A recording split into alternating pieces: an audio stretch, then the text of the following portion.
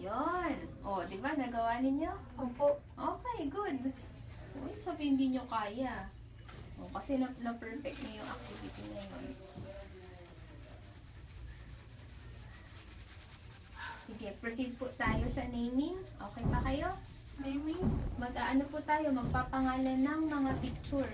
Hindi ako pamata. Hindi, kaya mo yan. Pa-practice natin. Nagagawa nyo nga kapag may onting QA. Buksan ko lang po yung file, ha? Medyo matagal. Sige, po. Last one po.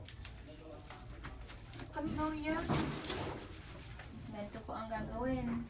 Alam niyo po yung vowels? Vowel. A, E, I, O, U. Oo. Kakancel niyo po lahat ng vowels. Okay? Oo. Ready? Go. Ganyan. Kahit line lang po. Yan, good. Okay? Okay, good.